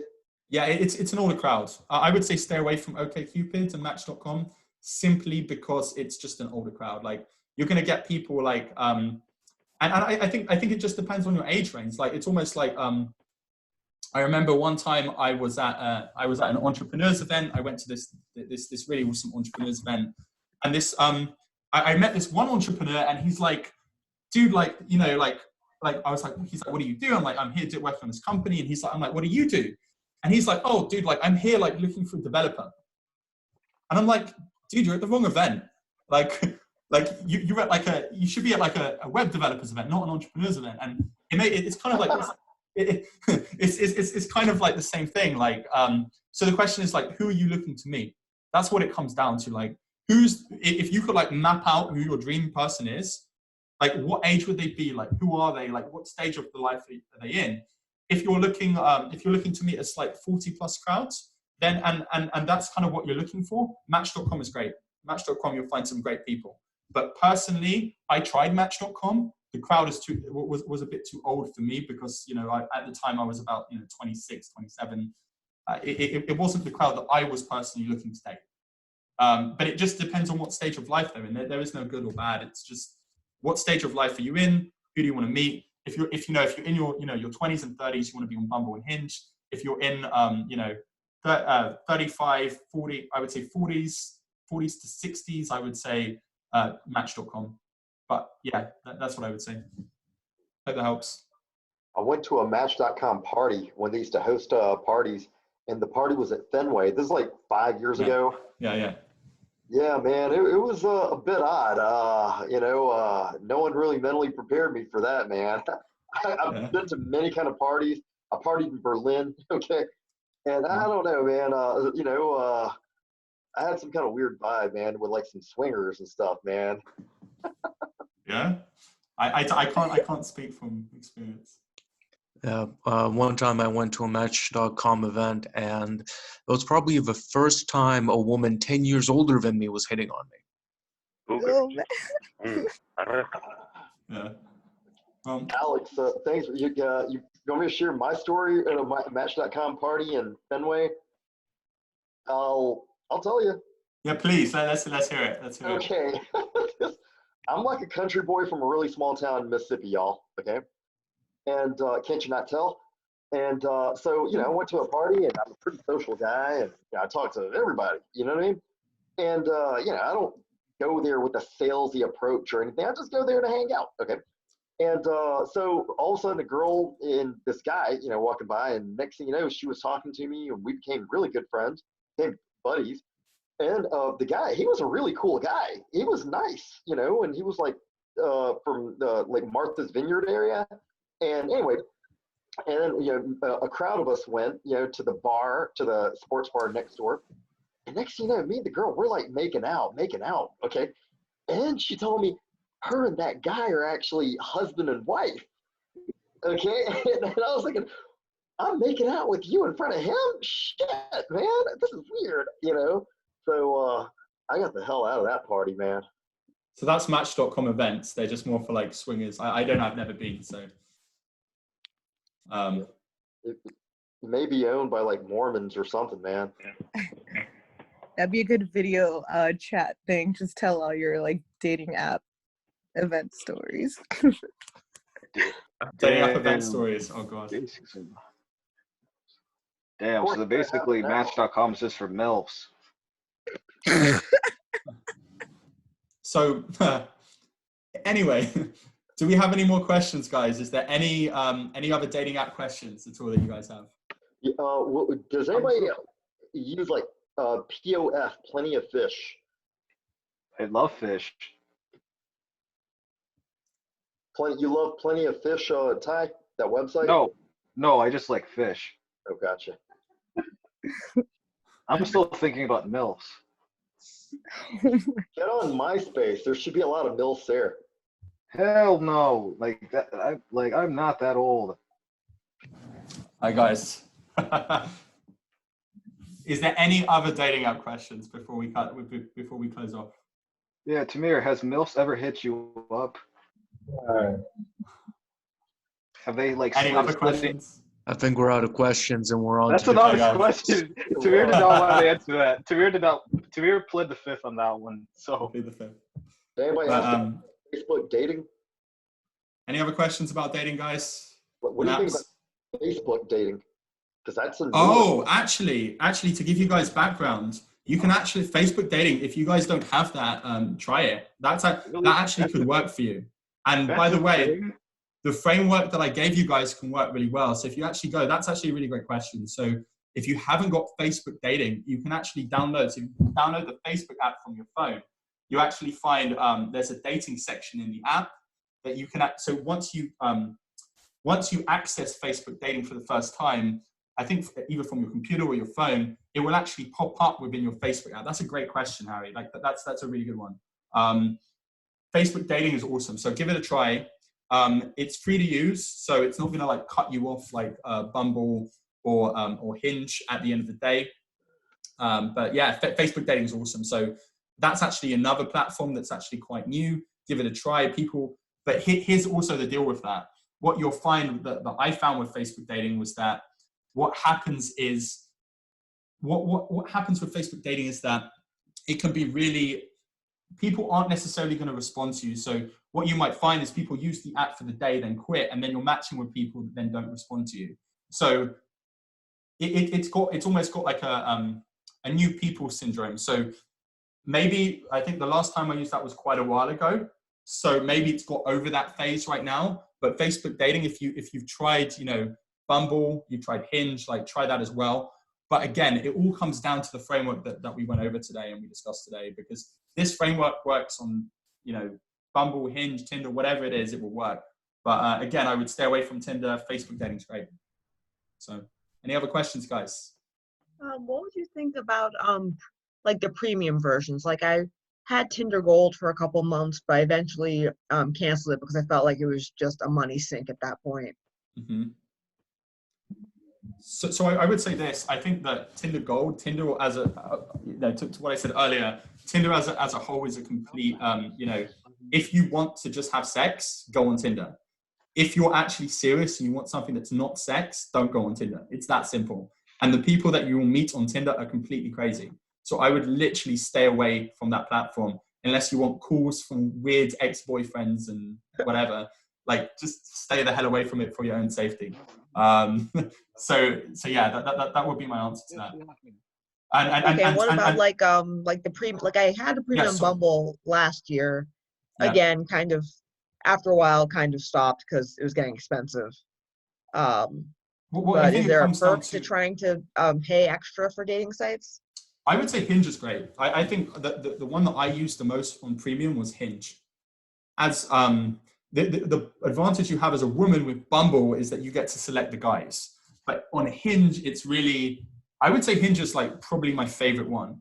I would say Hinge is really worth paying for, because I think you get quite a good quality of people and you're going to get the most benefits from Hinge. So, and the other thing I would say to you is that I guess the question becomes, how much is your dating life worth to you? And I know that sounds like a big question, like, but if you fix this area of life, like how much will it improve your life? Like if it's like $20 a month or whatever it is, like sort of like I guess it comes down to like how much of a priority is that area of your life. And if it is a priority, like $20 a month or more, like I think I paid at one point like $70 a month for Match or something ridiculous. Like, and I'm like, because it was a priority. Like, so I think it kind of comes down to like, yeah, these services, they might seem like a bit more, but $20 can't even get you a movie ticket nowadays. So like $20 a month for Hinge Premium, I don't know, is it a good deal? I guess it just depends if it's something you want. That would be my advice. Hope that helps.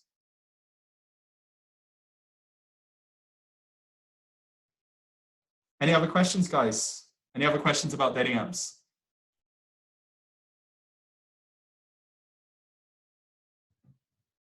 Hey guys. Oh, sorry, I got cut off. Any other questions, guys, or are we all set? All right.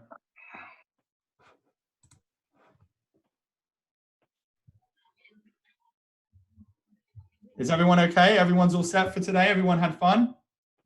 Tamar? Yes, thank you so much. That's awesome. Tamar, I have one more question. Of course. How can I help? So, like, how do you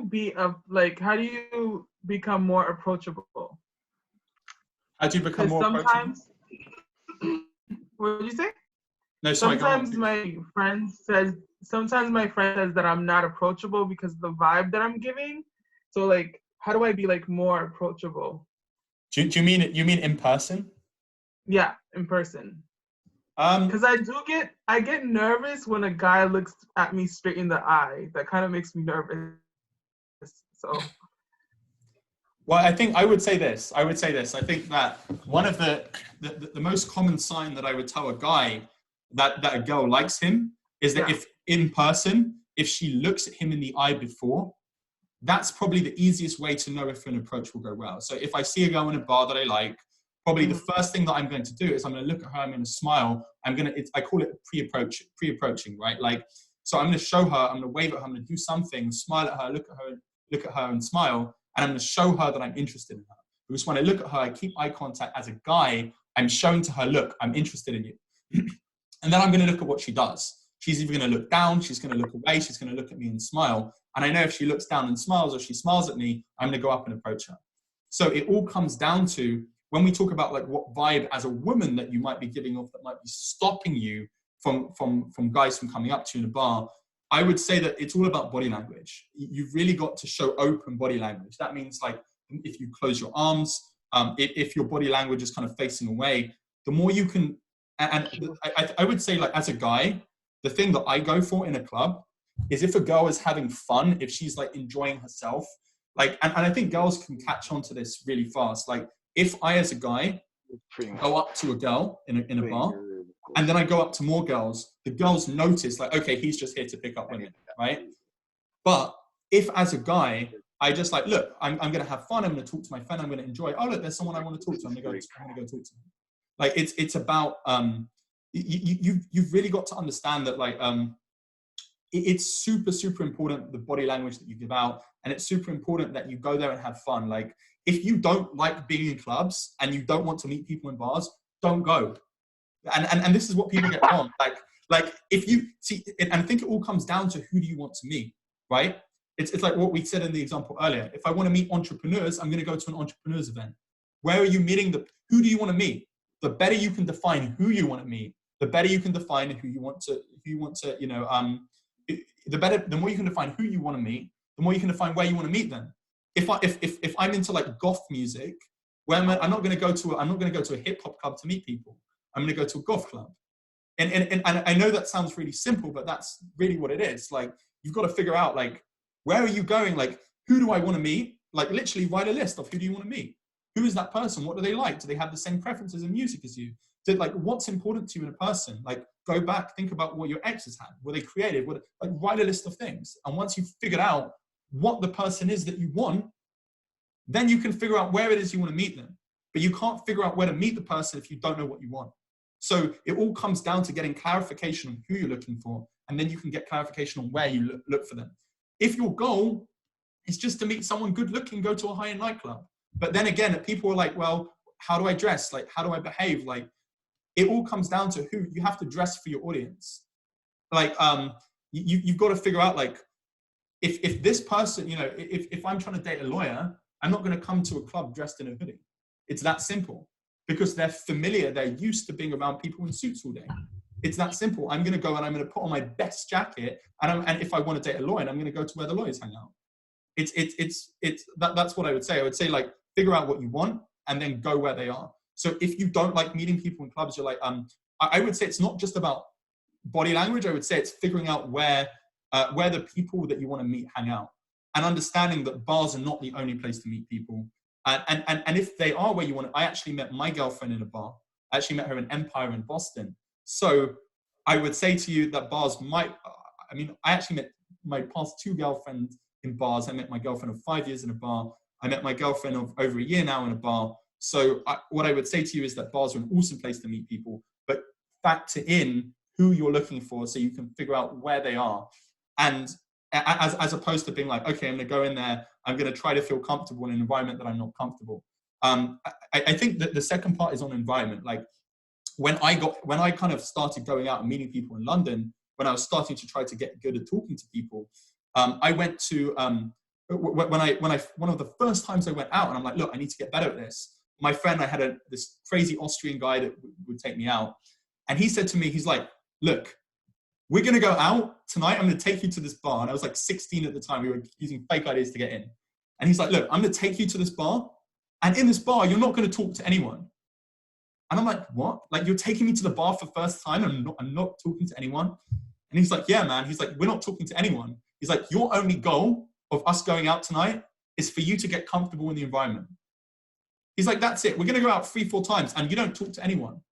And it took the pressure off, because I'm like, okay, I just need to feel at home in this environment. You need to go into a club and feel at home. Your state, the state that you come in the club with, the state that you're meeting someone in, is everything. Like, if somebody's trying to pick you up and you're in an angry state or in a nervous state, it's not going to work. No matter what you say, you're going to push them away. So it all comes back into being in state. So if you do decide, look, I want to meet guys in clubs, like, that's where I want to meet people, try meditating for half an hour before you go. Have a drink. I mean, I'm not a doctor, by the way, but like that, like, you want to do something to, you want to do something to, like, calm your nerves. Like, if that's what you want. And I think it also comes down to how you frame the interaction. Like, are you going there like, look, I need to find someone? Why do you need to find someone? For what reason? You're complete as you are. Like, you're perfect as you are right now. Like, what's that person adding to your life? And it comes down to this idea that we have in our society that, oh, I'm X age, I need to be in this relationship. And, like, it's really easy in our society to fall in love with the idea of a relationship as opposed to the person that we're actually falling in love with. So when you realize that your goal of actually being in a bar is to find the person you're supposed to be with and not the relationship, then it kind of becomes a game of, let me go up to this person, let me see if they've got what I'm looking for. These are the things I want in a person. And the more you can get clear on what you want in a person, I'm going to go up to this person, I'm going to figure out if they're right for me. And that is a lot less nerve-wracking than going up to somebody with the state, let me see if I'm good enough for them. Because if you come up with that state, it's just not going to go your way. You're going to feel nervous. You're going to feel the nerves. But if you come up instead, I'm like, look, here's 5 things I want in a person. I'm going out tonight to see if anyone measures up to my expectations. And then when you meet people, people are like, well, what do I say in conversation? Well, you go up to them and you test them to see if they have what you want. Oh, look, are you a creative person?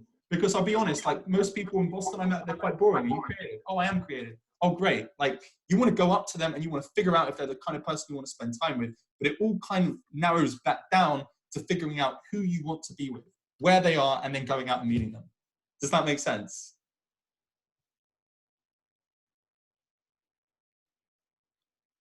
Okay. So you would ask about being approachable. I mean, I think one of the best ways to be approachable is to smile. Even if you're nervous and you don't feel comfortable making eye contact, like Tamir said, you can smile and look down, but now you've smiled at the guy saw you smile. Now it's up to him to approach. But smile. Smiling is great. It's like saying hello. Yeah, and it comes down to having fun. Like the most important thing, like the people that like the guys that go out directly to meet girls are the guys that go home alone. And I think it's the same with the girls. Like the girls are like, I have to find a guy to go out with. I need to. It's coming from a place of desperation. And when you come from that place, it's impossible. You repel people.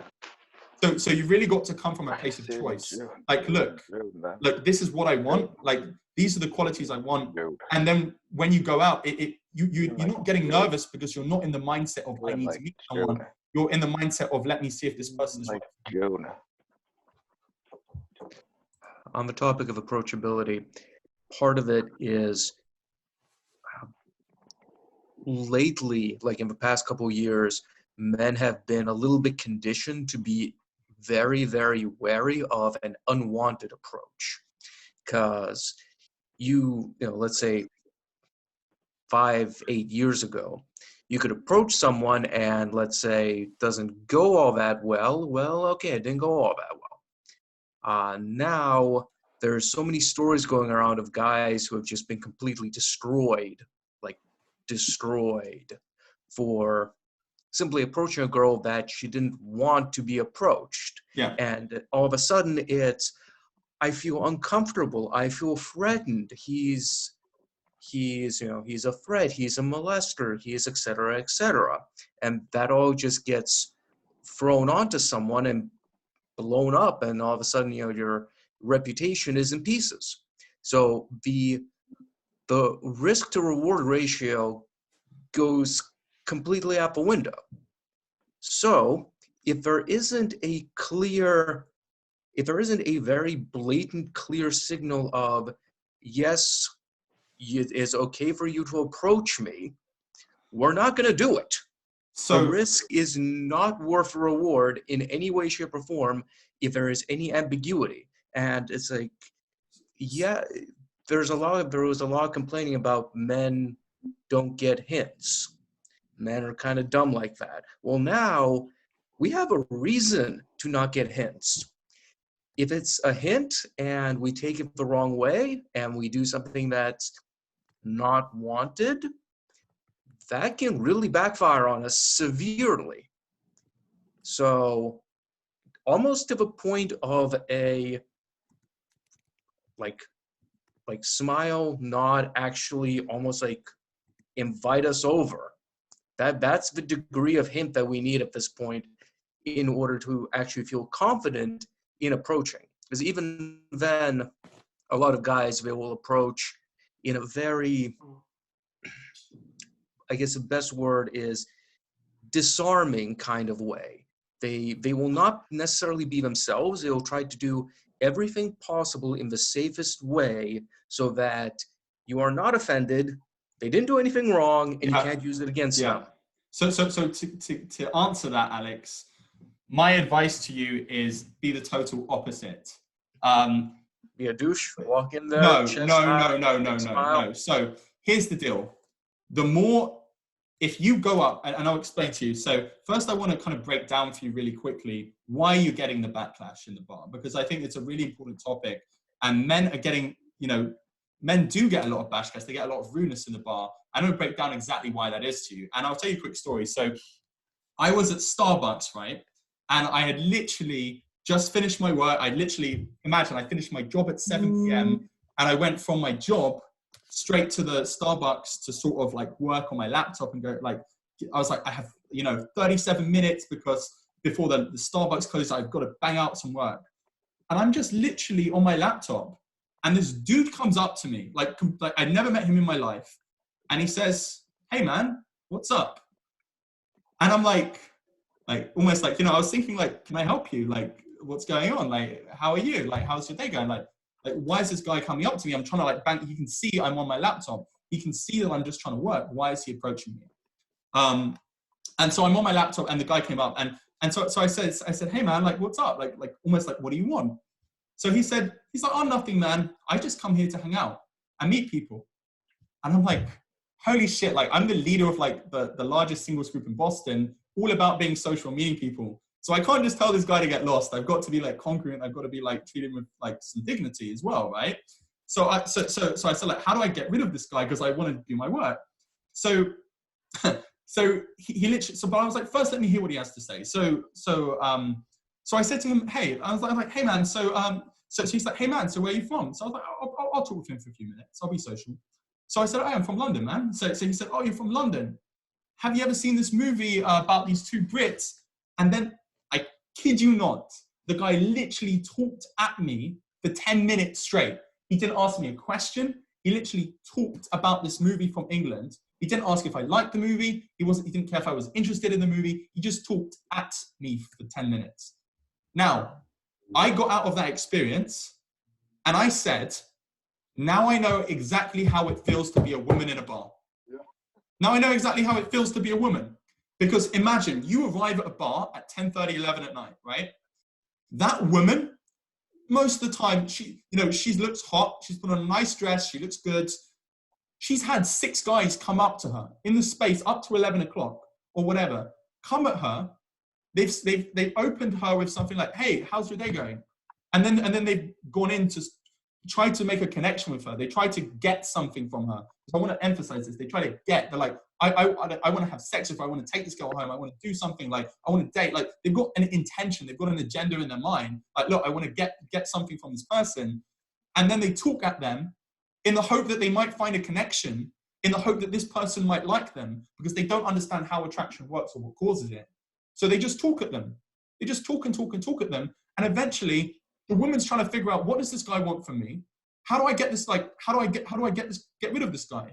And she's trying to do it in a nice way, because most of the time she's a good girl. She's a nice person. She's not trying to be a bitch. She's not trying to be rude to you. She just wants to hang out with her friends, just like you came to the bar to do. Like, she was open to meeting someone, or she would have probably stayed at home too. But at the same time, she wants an interesting conversation. So somebody just came up with a boring opener and then talked at her for 10 minutes. And this has happened 6 times. So when you're the 7th guy that comes up with the same opener, what's she thinking?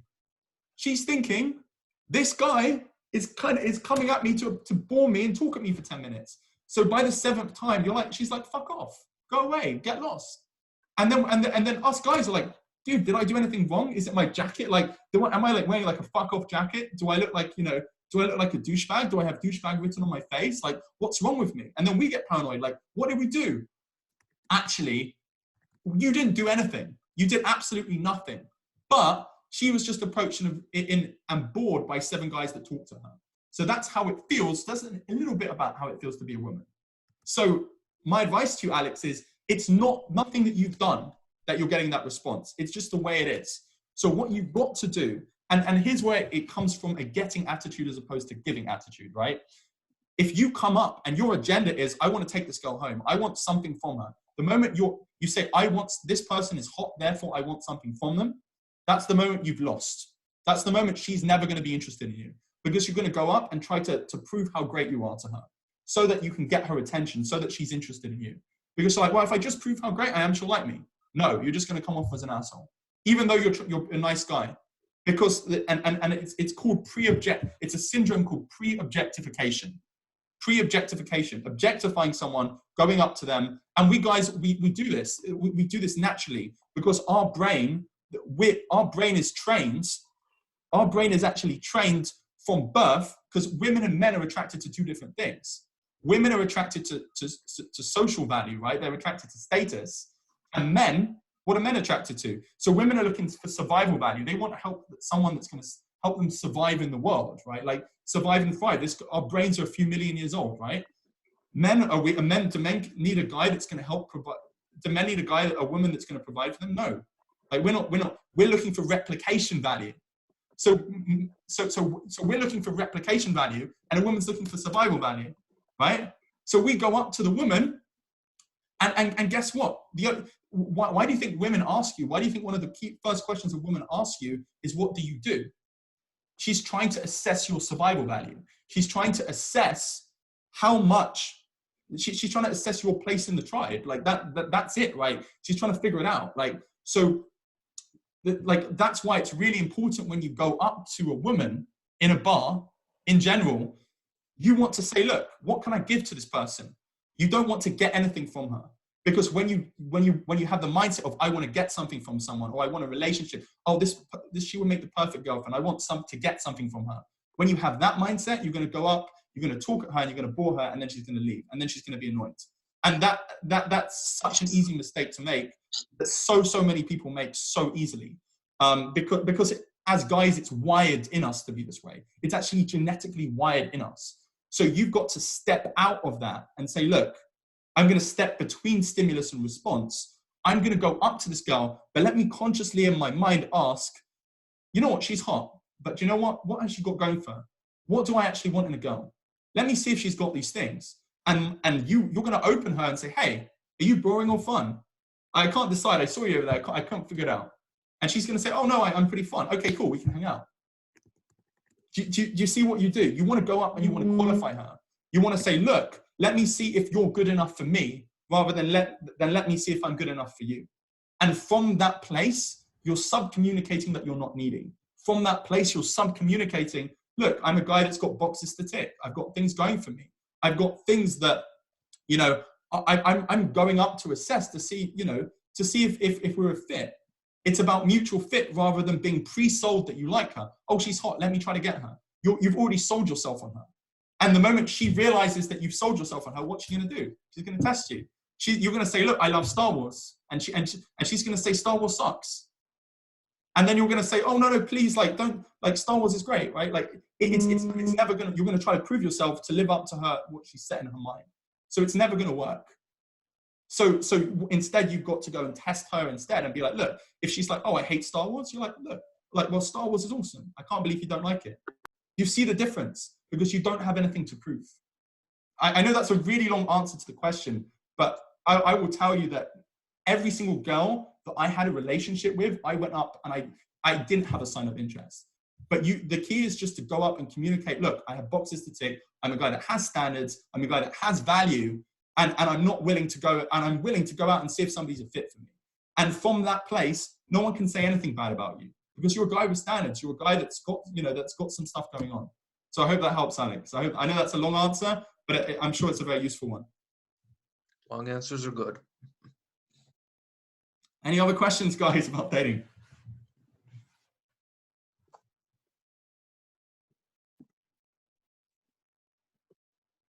Any other questions about dating? Going once, twice?